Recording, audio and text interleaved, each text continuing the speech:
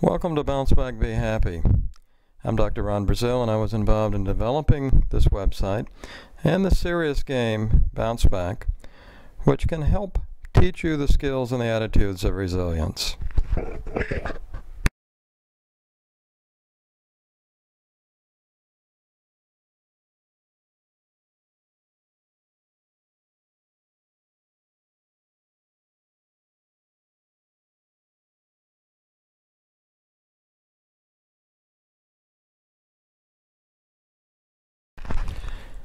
But first, I want to talk with you about resilience. The definition of resilience is basically the process by which we manage tragedy and crisis in our life. As the slide says, it is bouncing back from hard times, whether they be national disasters or personal disasters, such as bankruptcy, a divorce, the death of someone close to you. Now, we don't inherit resilience. It is really a set of skills and attitudes that we can learn. Learning these skills and attitudes is a good idea, and given that we are constantly affected by other things in our lives, such as conflict, stress, and we really need social support and good, healthy activities, and sometimes mentorships to really learn these skills and attitudes. The game that we're going to be talking about, Bounce Back, can be a tool to help you build your resilience and your mental toughness. But it is also a tool to help you, to be happy, hopefully, because life should really be more about than just surviving or minimizing suffering. It should really be about flourishing.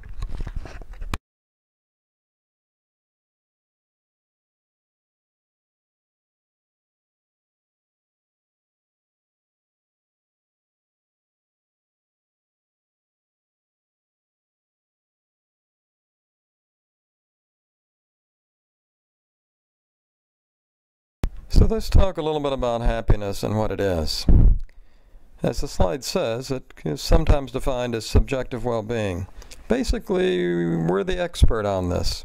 We determine whether our life is going the way we want it to or not, and that determines whether or not we feel happy or satisfied with our lives.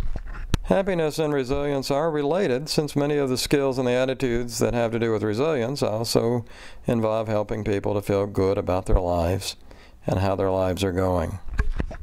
The purpose of this website is to really help you to apply and use some of these skills and attitudes in your life, to help you become mentally tougher, more resilient, and hopefully more happy in the process. In this program, we focus on 12 skills and attitudes of resilience and happiness, which have been well researched over the years. Now, these aren't ones that came out of a self-help book or ones that just sort of came from individual anecdotes. But these have really been developed through some really rigorous research and through the practice of a number of different clinicians over a long period of time, like myself. We began developing this program in 2007. And we've developed over 100 workshops and programs over the last 8 years.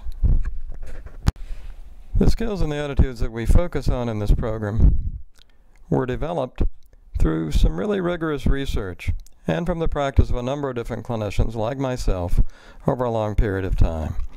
We began developing this program in 2007, and over the last few years we have done hundreds of workshops and talked about this program with a lot of different people in a lot of different fields.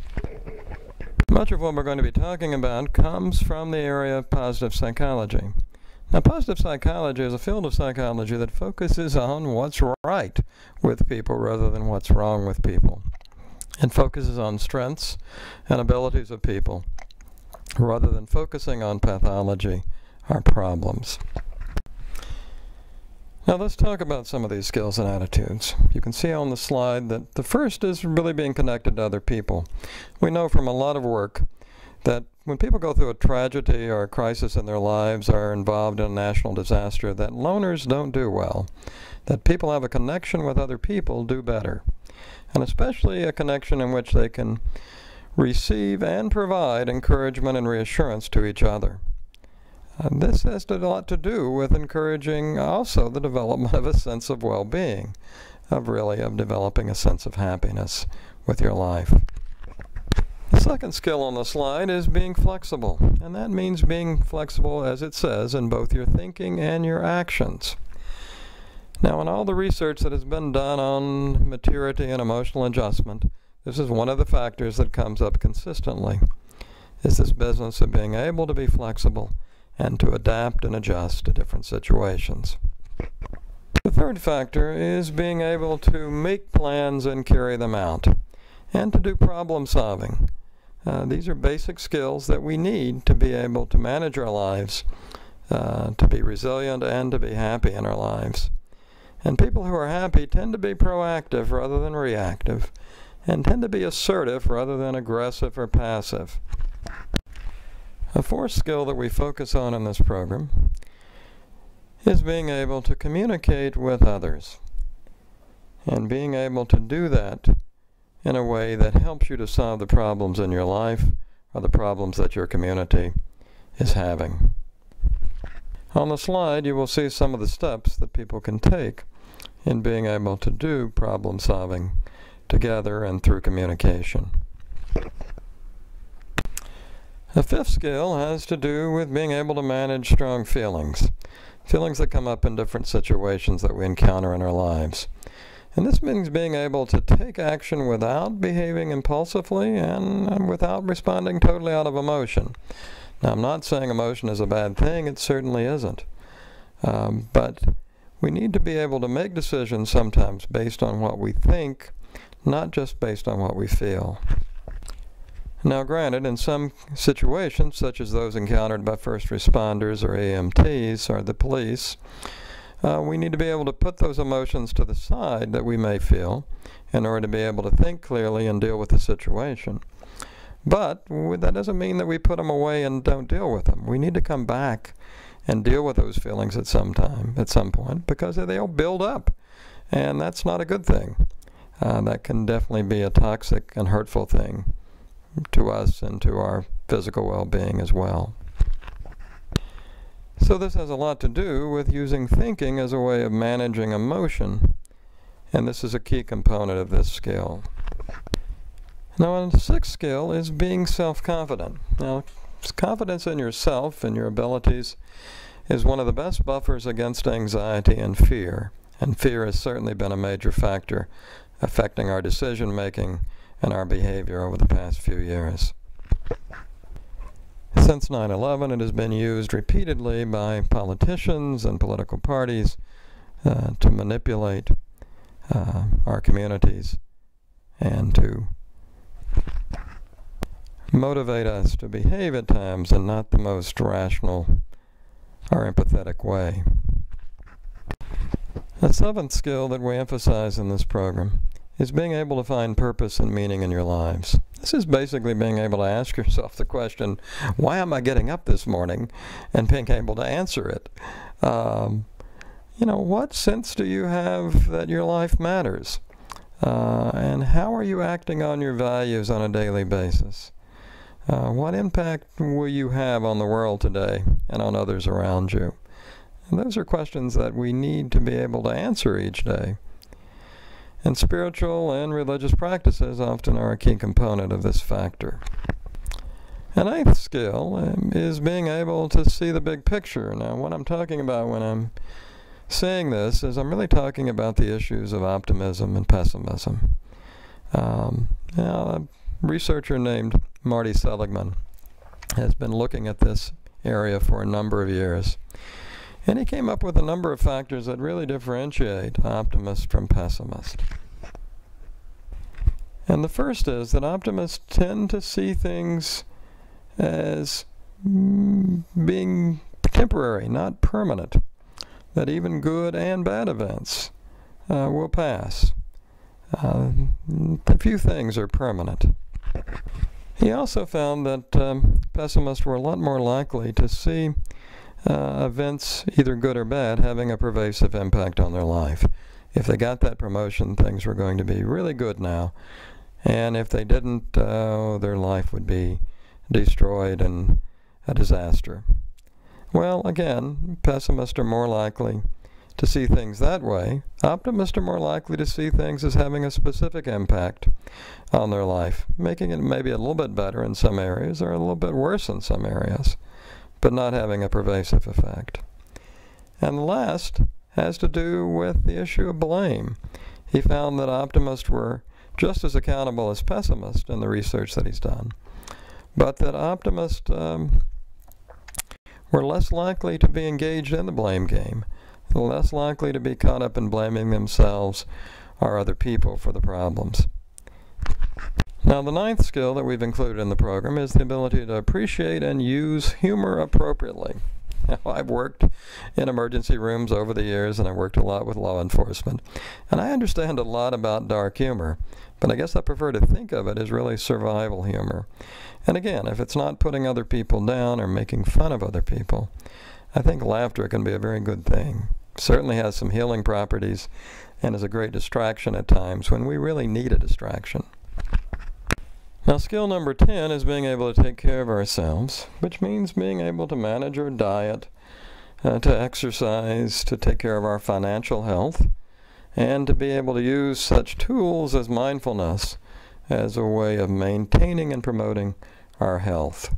Being able to relax, being able to calm down. And if we're going to do these things to take care of ourselves, we need to develop a plan for doing that. And I call this a SMART plan, and you can see on the slide that the plan has to do with being specific, so you say exactly what you're going to do, being measurable, so that you can know if you did it or you didn't, if you exercise 3 times a week or you didn't do that. That's attainable, meaning that you can actually do what you say you want to do, and is realistic in the sense that you're willing to commit the time and the resources to do it. And last of all, it's time specific. It has a start date and a stop date, when you're going to get this done. And the 11th skill has to do with helping others, caring for others, physically and emotionally. And now those of you who are in the helping professions probably understand that this works. And how it works is interesting. They've done some research on this in recent years, and one of the research studies I read says that this plays a major role in people being resilient and people being happy and satisfied with their lives. And it suggests that if we spend just an hour or 2 a week in such activity, we will reap the benefits, both for ourselves and for those we're helping. So it's a good idea, and it's a good thing to do for your health and for your happiness. Now, number 12 is entitled Other. Well, I'm sure you can think of some other skills or attitudes of resilience and happiness that we haven't mentioned. One that may be there is being able to really savor and enjoy something, such as a nice meal or a movie, or some other event that we enjoy with another person. Some people have defined this as mindfulness with a plus, focusing on the present and being in the present, and focusing on the positive. As I said, I certainly have not made a list that is inclusive of all the skills and the attitudes of resilience, but these are the ones that have a good deal of research behind them, support their importance and their use. So let's summarize some of the things that we've said. It is resilience is a set of skills and attitudes. It is not something that is inherited. Now, temperament is inherited, and there is some research that says that our genes may determine perhaps 50% of our happiness. Things that we inherit in terms of temperament, for instance, are activity level.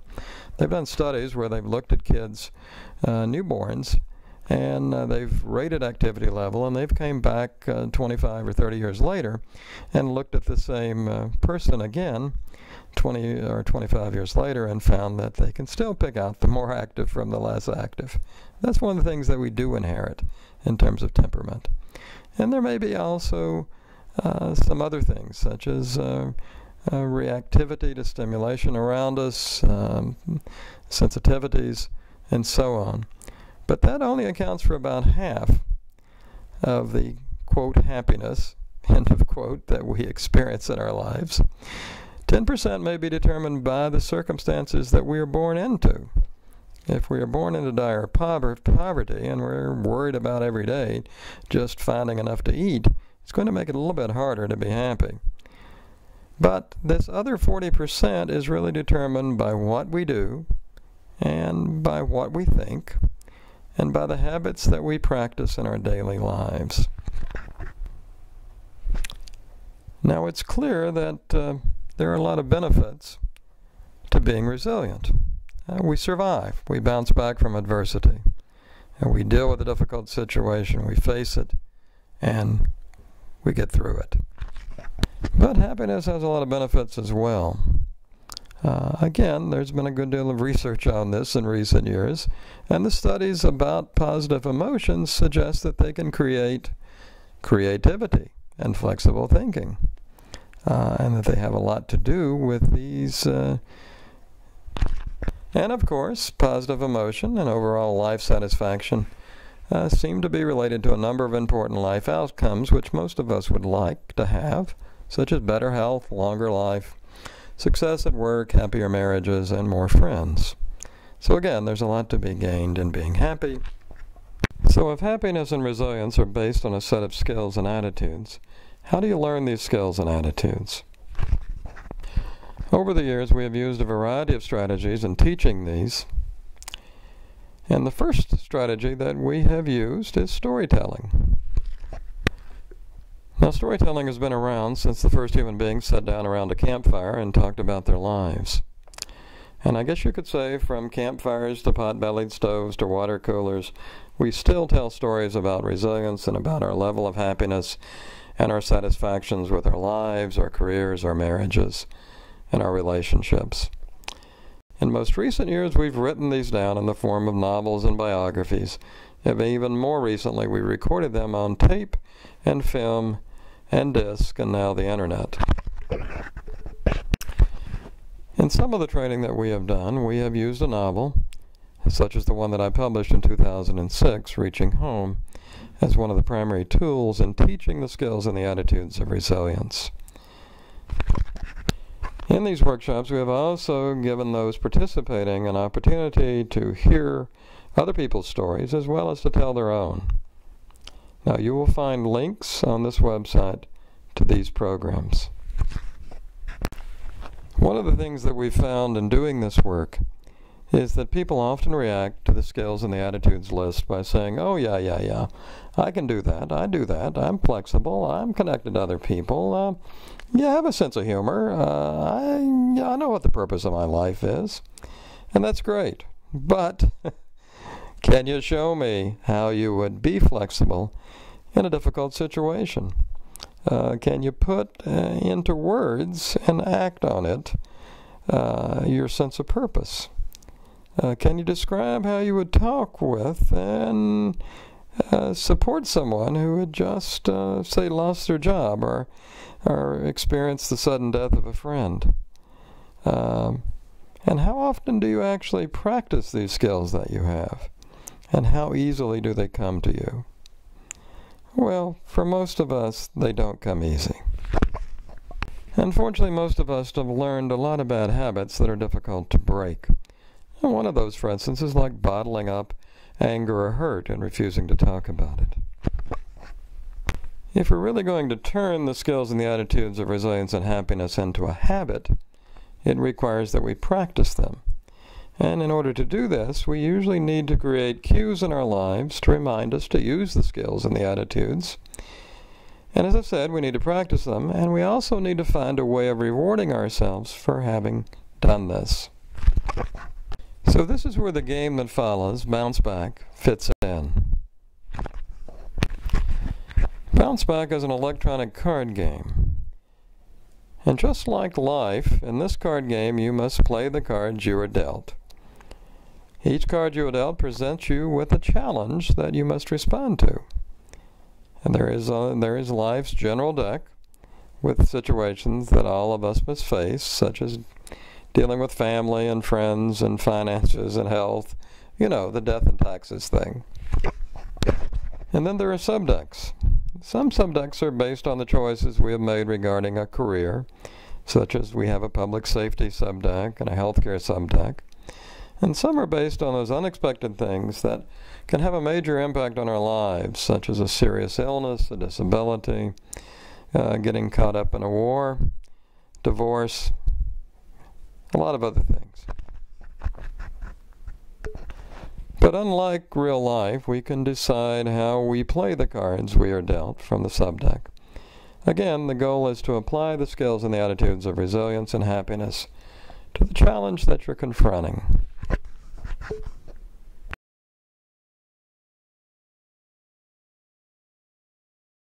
Now you will see on the screen a list of the skills and attitudes that we have described, and your job again is to apply them to the challenge that you choose.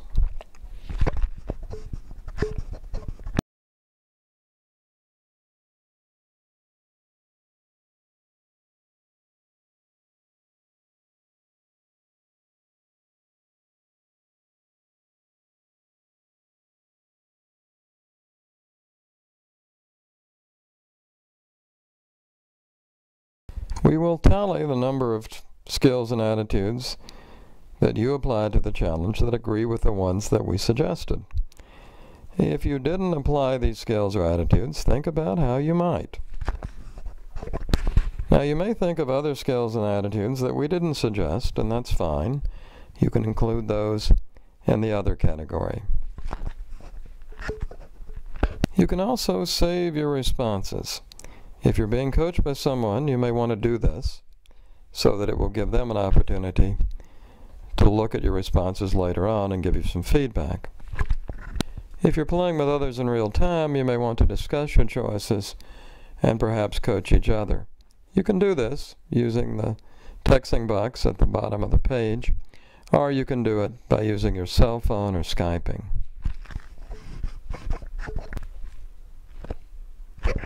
BounceBack is a tool to help you and others think about how to respond to the challenges presented in your life and how to use the attitudes and skills of resilience and happiness. Again, life should be more than just surviving. It should be about flourishing. BounceBack is a tool to help you and others think about how to respond to the challenges presented in your life and how to use the attitudes and skills of resilience and happiness. Again, life should be more than just surviving. It should be about flourishing. We would like for you to consider using BounceBack as a tool for coaching and working with your clients, employees, and students. And you will be able to create the default responses that come after each question. Now that's technobabble. For the skills and the attitudes that you would like to suggest to them after they have responded to the challenge that you've presented. If you wish, we can even help you add additional skills and attitudes to the game that are unique to your particular situation. In a few words, we want to customize the game so it will fit you and your organization and employees and clientele.